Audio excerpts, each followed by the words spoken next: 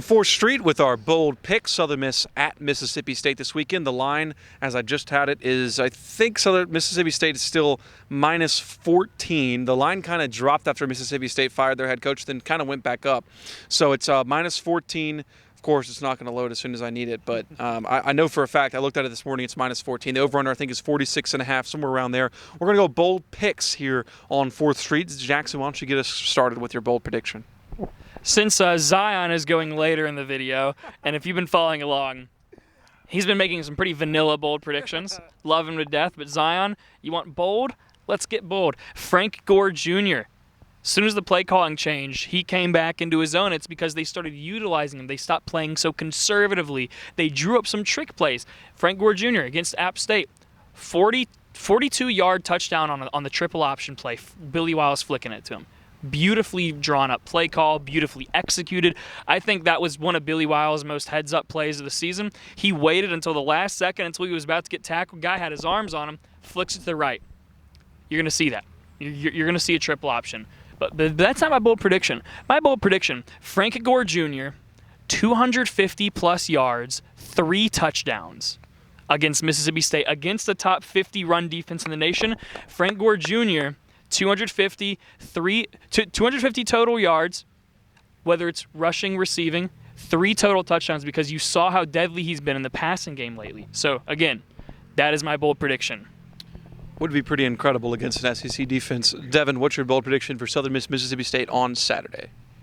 You know what? Wait, do I have just one? Because I kind of have 2. You got 1. All right. So, you know what? Boldest. All right, we got to think. Is Ethan Crawford starting? We don't know. You know what?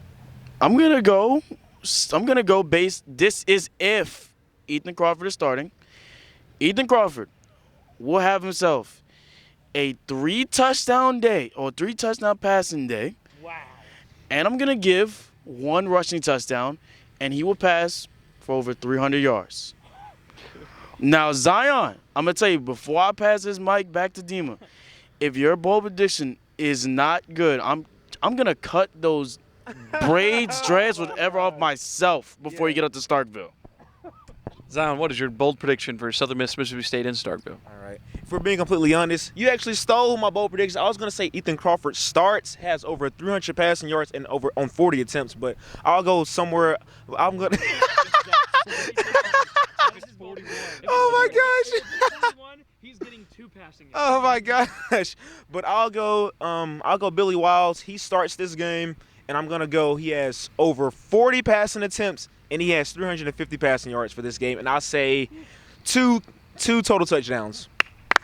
Got to give him some applause, ladies and gentlemen. Everybody, Bold one day. everybody's going offense. I'm going defense. It's hard not to pick for my guy right here, Dylan Lawrence, on the back end, on the safety position. Not had a good secondary. Very bad secondary for the past, probably since the Florida State game, honestly.